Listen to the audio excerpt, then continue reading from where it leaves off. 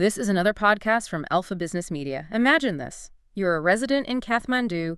You see an old bus just belching out thick black smoke. Instead of just, shaking your head, you pull out your smartphone, shoot a quick video, upload it to an app, and then moments later, ping, a notification. Complaint accepted. Authorities are dealing with it. This isn't science fiction. This is actually happening right now in Nepal. So what we're diving into today is this, quiet digital revolution that's unfolding in a country maybe better known for the Himalayas than for digital innovation. And at the heart of it all are two really powerful ideas: open data and civic tech. Yeah, it's fascinating. And a good way to think about open data is like a huge public library. Okay. But one where all the government's information budgets, health stats, election results, even things like air quality readings is put out there on public shelves. Yeah. And it's not just about, having legal permission to use it. The key thing is that the information needs to be in machine-readable formats. Ah, right. So not just scanned documents. Exactly. Yeah. Think easily sortable CSV tables, not locked up PDFs.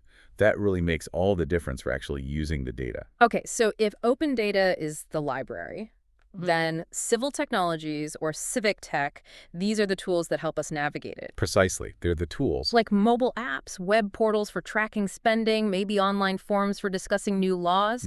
They act as a kind of bridge, connecting ordinary people with the folks in power. And it's about enabling action, not just, looking at information passively. So broadly, these tools are about increasing government transparency Or facilitating collective citizen action, getting things done together. Got it. So our mission today is a deep dive into Nepal's really unique journey here. It seems driven less by top-down government plans and more by, grassroots efforts from civil society. We'll explore how they're turning dusty old archives into actual tools for change and what this means for empowering citizens. And it's important to connect this to the bigger picture. This whole movement didn't just spring out of nowhere. Nepal's current open data and civic tech scene is really built on a solid legal foundation, the right to information legislation. Right. The tech is enabling a right that was already there, in theory at least. Exactly. Technology became the tool that helped bring a right that existed on paper into, practical reality for more people. And here's where it gets really interesting historically. The right to information was actually first enshrined as a fundamental right way back in the 1990 Constitution of the Kingdom of Nepal. That was a crucial first step, legally recognizing it as part of the democratic process. But the real game changer, the point where it became truly actionable, was the Right to Information Act, the RTI Act passed in 2007. It's actually considered one of the most progressive RTI laws in South Asia. It gives citizens the power to request government info, look at public documents, even observe meetings, or get samples from state projects. So it really makes state activities open and holds officials accountable. In principle, yes. And the act didn't just grant rights, did it? It put actual obligations on government agencies. Correct. They had to assign specific information officers. Okay. And proactively disclose 21 categories of information. Things like their structure, functions, budgets, major decisions, all that stuff. And they had to respond in a set time frame? Within 15 days, yeah. Yeah. Which is quite strict.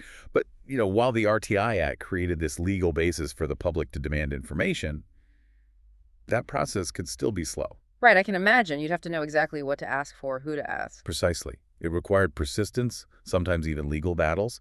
Open data, though, it flips the model. It's a supply approach. So the government pushes the data out proactively. Exactly. They push entire data sets into the public domain. And that dramatically lowers the barriers. It opens up opportunities not just for activists, but for regular citizens, developers, even entrepreneurs to build things using that public data. So who's actually driving this digital transformation on the ground in Nepal? You mentioned civil society. Yeah, it's really the energy coming from civil society. There's this vibrant ecosystem of nonprofit organizations that have become the real catalyst. They're bridging that gap between the formal right and the practical ability to use information. Okay, let's talk about some of these architects of change, like Open Knowledge Nepal, OKN, founded in 2013, seems like a real pioneer. They absolutely are. Their mission is all about using open knowledge for a more just and sustainable future. And they've had quite an impact. Oh, definitely. They've trained over 7,000 people across 25 districts. And their flagship project, the Open Data Nepal portal, opendatanepal.com, is vital. That's the one that centralizes government data. Yes. It takes all that fragmented data, often stuck in PDFs, cleans it up, and publishes it in those machine-readable formats we talked about. It turns static reports into something you can actually analyze. Okay, then there's Accountability Lab Nepal, ALN, from 2012. Their focus seems a bit different, more on the human dimension. That's right. They focus on cultivating active citizens and responsible leaders. They're known for really creative campaigns. A great example is their accountability incubator. It supports what they call accountapreneurs. Accountapreneurs. Yeah, social entrepreneurs developing innovative solutions for transparency and accountability. And Speak Up Nepal, which we'll talk more about later, actually grew out of that incubator. Interesting. Okay, another key player. Kathmandu Living Labs, KLL. Founded in 2013, specializing in maps, geospatial data. Yes, KLL is all about geospatial data and open mapping. They're a major force behind OpenStreetMap development in Nepal. Which is like a free, editable world map made by volunteers, right? Exactly. KLO harnesses crowdsourcing and local knowledge to create incredibly detailed maps. Their work got huge international recognition during the 2015 earthquake response. We'll definitely get into that. Right. And finally, Code for Nepal, a U.S.-registered nonprofit from 2014. Their focus is on empowering Nepalese, especially women and youth, through digital literacy and open data projects. And they draw volunteers from the tech industry?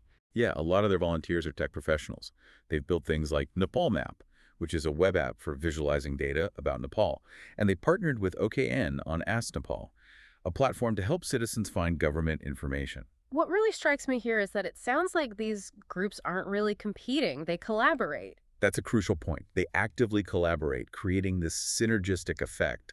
It's not about silos. So examples like OKN and Accountability Lab doing a datathon together. Exactly. Or OKN and Code for Nepal partnering on Ask Nepal. Accountability Lab even set up a co-working space, the OpenGov Hub, to foster this kind of collaboration. This partnership culture is fundamental to the whole movement's strength. Okay, so having the open data and these active organizations is one thing. But the real change happens when that information gets turned into actual tools for ordinary people, right? Absolutely. That's where the rubber meets the road. And in Nepal, it seems like these civic tech platforms are developing in two main directions: monitoring authorities and direct citizen participation. That's a good way to put it. On the monitoring side, fighting corruption. The Open Data Nepal portal from OKN is that central repository we mentioned, converting those messy government PDFs into usable data. And this allows for some serious investigations. I read about Freedom Forum's work on constituency development funds, the CDFs. Ah, yes, the CDFs, a classic example. These were funds given directly to MPs for local projects, but there were suspicions of, well, mismanagement. Big time. So Freedom Forum activists used the RTI Act. It was grueling work months spent requesting documents from all 75 districts. They faced refusals, had to file appeals. Wow. And what they found was pretty shocking. Money allocated for things like roads was actually spent on musical instruments, renovating monasteries, even building offices for political party cells. So projects benefiting political supporters, not necessarily the community. Exactly. Chosen to reward supporters, not based on genuine local needs. So Freedom Forum gathers all this evidence. What then? How do they make it count? This is where the strategy gets really smart. They didn't just publish a report, they partnered with major Nepali media outlets. Big newspapers like Kantipur and Republic, the influential weekly Himal media. Leveraging the press. Precisely. Armed with solid data, the journalists published a series of high-profile exposés. It showed how powerful open data becomes when combined with an independent press. A real weapon against corruption. And groups like the Center for Data Journalism Nepal support this kind of work too. Yes, they play a role in training journalists in these modern data investigation techniques. But this raises that key question again. How does this stuff help ordinary people with their everyday problems, not just big investigations? Right, that's where the direct citizen participation platforms come in. Exactly, allowing anyone with a phone to flag issues and contribute. Like that air pollution campaign by Speak Up Nepal, the one that came out of the ALN incubator. Yes. They bill themselves as a digital Madhukar Square, Metikar Mandala being a famous protest spot in Kathmandu, an online space for collective action. So people filmed polluting vehicles and sent the videos in. That was the campaign. Film cars with excessive exhaust, sent it to Speak Up Nepal. They then systematically collected these videos and handed them over to the Environment Department in Kathmandu. And did the authorities react? Remarkably quickly, actually. The department had publicly confirmed they were using the citizen data. They worked with traffic police, started tracking the vehicles, did surprise emission tests, issued They fines. even confiscated vehicles. In some cases, yes, it was this direct link. Ah, Citizen reporting, structured data, government response, real change on the streets. that's powerful. And there are other platforms too, like the Shasan app for reporting local issues, garbage, potholes. Similar idea. Pinpoint a problem on a map, uncollected garbage, open manholes, flooded streets, and send an immediate report.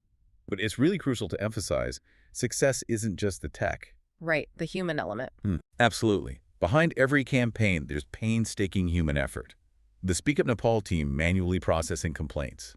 Freedom Forum activists spending months chasing documents. It's the human work, the trust building, the partnerships with government and media that actually delivers the final result. Most successful projects in Nepal use this human-in-the-loop model. Technology is the channel, but human engagement drives the impact. Okay, let's shift gears a bit. There was one event that really tested this whole ecosystem, didn't it? The 2015 earthquake. Yes, April 25th, 2015. A devastating moment, a magnitude 7.8 earthquake, nearly 9,000 deaths, millions homeless, a third of the country affected. That catastrophe. And rescuers face this huge challenge. How do you deliver aid in a mountainous country, infrastructure destroyed, and crucially, without accurate, up-to-date maps? The existing maps were useless. And that's where Kathmandu Living Labs, KLL, came in, working out of a parking lot. Literally. Their office was unsafe. KLL became the hub for this massive global network of digital volunteers. So how did that work? A collaborative response? It was incredible. Thousands of international volunteers coordinated it via the Humanitarian OpenStreetMap team, or HRT. They map areas in crises. Exactly. They started mapping collapsed buildings, damaged roads, makeshift camps, all remotely using satellite images. Meanwhile, KLL staff and local volunteers were on the ground, mapping damage directly, gathering info from social media about where help was needed. And KLL launched quakemap.org. Right away. It is a platform where victims could send messages, SMS, web reports saying where they were and what they desperately needed. Water, food, medicine, rescue teams. With phone lines down, the internet became a lifeline. It really did. And the result of all this mapping was the most detailed current map of the affected zones, and it was open to everyone. Who actually used these maps? Everyone who mattered on the ground, the Nepal Army, international rescue teams, major aid groups like the Red Cross, UN agencies. They actively use these maps daily. They use them to plan rescue routes, identify the hardest hit areas, figure out how to distribute aid effectively. It was essential. So, the earthquake was tragic, obviously, but it sounds like it was a turning point for civic tech in Nepal. It proved its value. Absolutely. It transformed civic tech from maybe a niche interest into an indispensable tool for national resilience.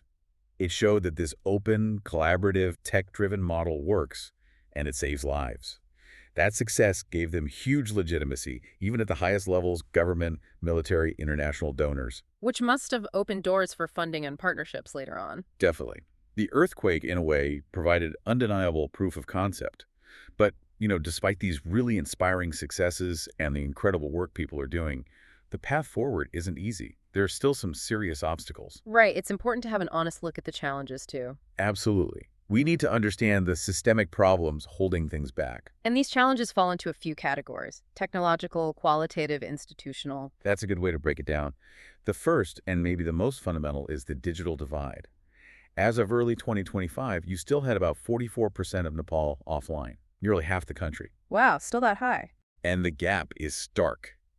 You've got almost 80% internet access in Kathmandu Valley, but down to maybe 17% in some rural areas. And poverty plays a huge role. A massive role. Only about 9.5% of households below the poverty line have internet access. Which means the benefits of civic tech complaining about an official, checking budgets, just aren't available to the most vulnerable people. Exactly. And layered on top of that is low digital literacy. Not just among citizens, but even within the government, especially at the local level. Many officials just lack the basic skills to use these digital systems effectively. Okay, so access and skills are one thing. What about the data itself? Quality and availability? That's the second big hurdle. Even when government bodies want to share data, its format and quality often make it almost unusable.